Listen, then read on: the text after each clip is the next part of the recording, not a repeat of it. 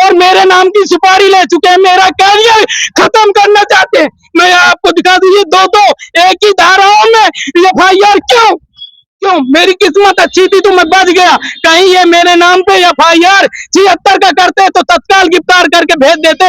मेरा जो चौथा स्तंभ यही सोचता, हो सकता है गुप्ता जी गलत हो सकता है प्रशासन सही हो। अगर ऐसा ही होगा तो कौन सा चौथा स्तंभ सुरक्षित है, मैं जानना चाहता हूँ। ये मेरे साथ पंडित जी है, ये पूरे दोनों जगह सभी वीडियो में दिख रहे। पंडित जी, क्या मैं किसी का पक्ष लेके पहुंचा था? बताइए आप क्या चाहते हैं आप? मैं चाहता हूं मेरा मुकदमा तो वापस ले, और एक ऐसा कानून बनना चाहिए कि पत्रकारों के खिलाफ अगर मुकदमा करना है तो जो भी पत्रकार संगठन है उनके जिला अध्यक्ष को बैठाला जाए, एसपी को बैठाला जाए, तब मुकदमा दर्ज किया जाए। ऐसे दलाल से 1 लाख रुपए लेकर मुकदमा नहीं दर्ज होना चाहिए। अगर होगा तो पत्रकारिता की स्वतंत्रता पे सवाल उठ रहे हैं। पत्रकार कहाँ स्वतंत्र है? चौथा स्तंभ में फ्री में काम करता है, कोई तनख्वाह नहीं पाता है।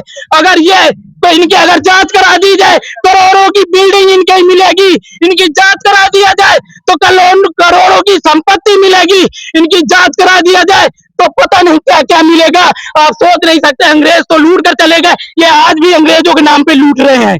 कोतवाली में आपके ऊपर एफआईआर दर्ज की गई। नमस्कार मेरे चौथे स्तंभ के साथियों, मैं आपको बता दूं कि मैं एक मामले में एक खबर बनाने गया था जहां पर हनुमान जी की मूर्ति बैठाने को लेकर काफी अधिक झगड़ा हुआ, और उस झगड़े में जब पुलिस प्रशासन वहां पहुंची तो उन्हीं विपक्षियों के द्वारा पेट्रोल लेकर आने की और लाठी डंडों से मारने की बात कही गई, जो वीडियो में वो मुझे भी कही गई और ये पंडित जी भी थे, इनको भी कहा गया, कई लोगों को कहा गया।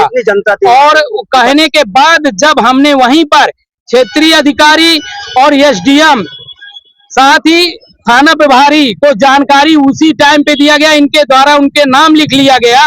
और नाम लिखने के बाद जब मैंने दूसरे दिन प्रार्थना पत्र दिया तो उसमें मुझे पर्ची पकड़ा दी गई कि जांच करके मुकदमा लिखा जाएगा। 3 दिन तक मैं थाने के चक्कर काटा, और जब हमारे यहाँ के कुछ वरिष्ठ पत्रकार थे वो भी 3 दिन आए, तब जाके मुकदमा लिख गया। मगर हमारे चोरी से उसी पक्ष को बुलाकर 1 लाख रुपए लेकर मुकदमा फर्जी मेरे ऊपर से दर्ज करा दिया गया। क्या मुझसे पूछना नहीं चाहिए कि रवि ये तुम्हारे नाम पर भी लेटर आया है, और ये लेटर आने के बाद क्या करें हम?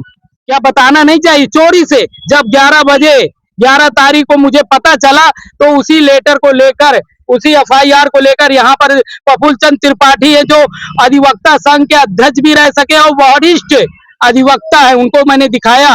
वो भी पूरी घटना को जानते हैं कि किस प्रकार से पुलिस प्रशासन के द्वारा मेरे ऊपर फर्जी मुकदमा और मेरी आवाज को दबाने का कार्य कर रहे हैं। साथ ही मैं बता दूं, मुझे ये कभी भी फंसा सकते हैं, चाहे बलात्कार के रूप में, चाहे असलाहा के रूप में, चाहे गांजा के रूप में, कभी भी ये प्रशासन फंसा सकता है। चौथे स्तंभ का करने का ये काम, और मेरे नाम की सुपारी ले चुके हैं, मेरा कैरियर खत्म करना चाहते हैं। मैं आपको दिखा दूं, ये दो एक ही धाराओं में एफआईआर क्यों?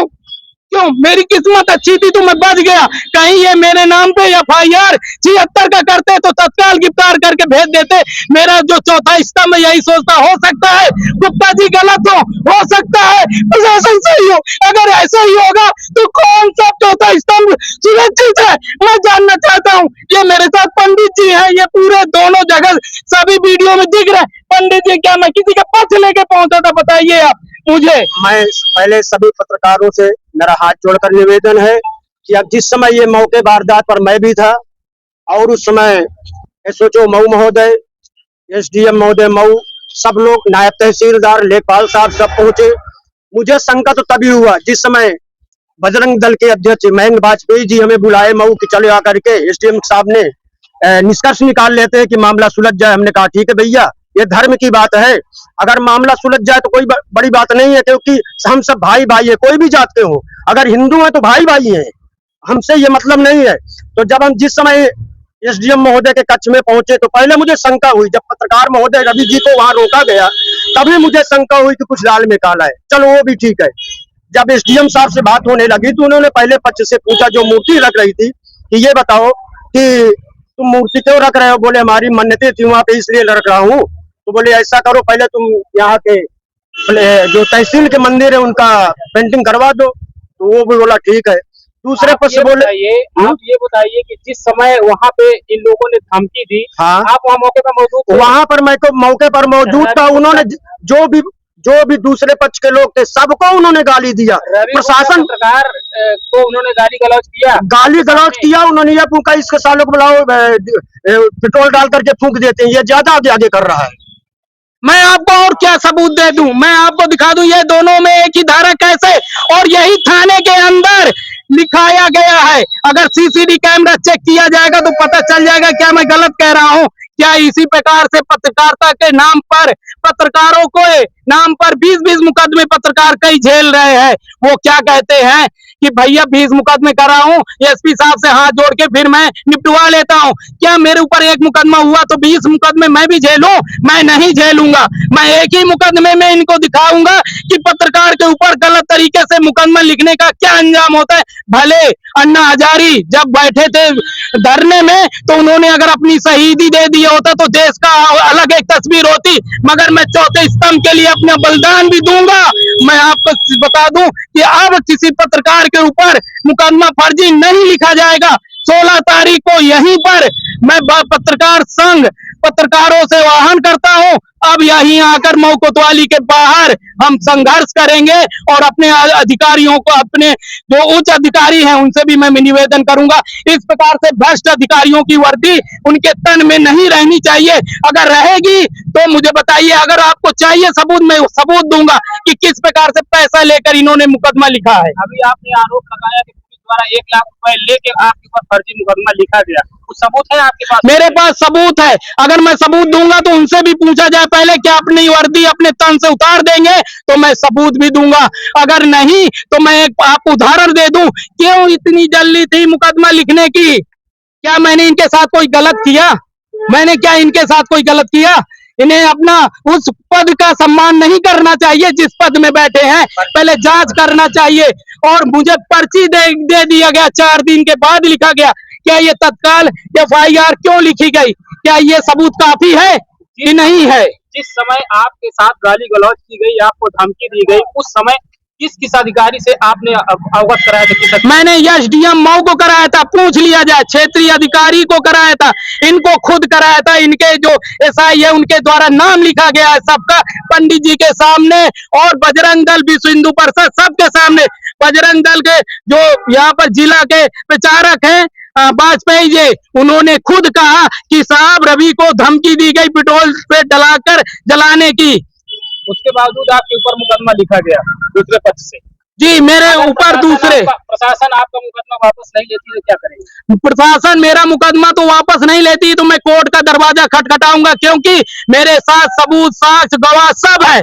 मैं तो जीतूंगा, मगर बात जीतने की नहीं है, बात है उन पत्रकार की, उन भाइयों की जिनके खिलाफ ये मुकदमा दर्ज कर देते हैं। जिले में कितने पत्रकारों के खिलाफ फर्जी मुकदमा दर्ज किया गया है। क्या लगता है मऊ थाने की पुलिस पत्रकारों की आवाज को दबाना चाहती है? बिल्कुल सही। अभी एक घटना हुई थी, मर्डर की घटना हुई थी, जिसमें निषाद पार्टी के एक कार्यकर्ता के ऊपर सरेआम मारा पीटा गया। उसका वीडियो हमारे एक पत्रकार साथी ने बनाया भी है, मगर इनके भाई के वजह से वो पत्रकार साथी नहीं चलाया।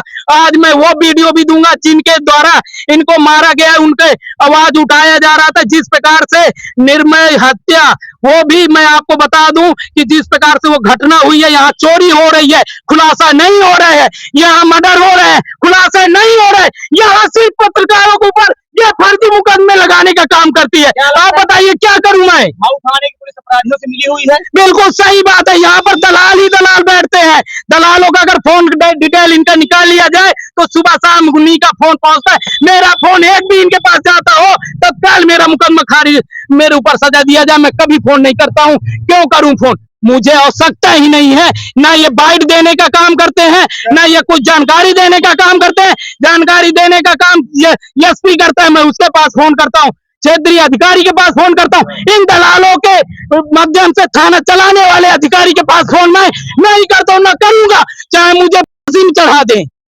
क्या चाहते हैं आप? मैं चाहता हूं मेरा मुकदमा तो वापस ले, और एक ऐसा कानून बनना चाहिए कि पत्रकारों के खिलाफ अगर मुकदमा करना है तो जो भी पत्रकार संगठन है उनके जिला अध्यक्ष को बैठाला जाए, एसपी को बैठाला जाए, तब मुकदमा दर्ज किया जाए। ऐसे दलाल से 1 लाख रुपए लेकर मुकदमा नहीं दर्ज होना चाहिए। अगर होगा तो पत्रकारिता की स्वतंत्रता पे सवाल उठ रहे हैं। पत्रकार कहाँ स्वतंत्र है? चौथा स्तंभ में फ्री में काम करता है, कोई तनख्वाह नहीं पाता है। अगर ये तो इनकी अगर जांच करा दी जाए, करोड़ों की बिल्डिंग इनकी मिलेगी। इनकी जांच करा दिया जाए तो करोड़ों की संपत्ति मिलेगी। इनकी जांच करा दिया जाए तो पता नहीं क्या क्या मिलेगा। आप सोच नहीं सकते, अंग्रेज तो लूट कर चले गए, ये आज भी अंग्रेजों के नाम पे लूट रहे हैं।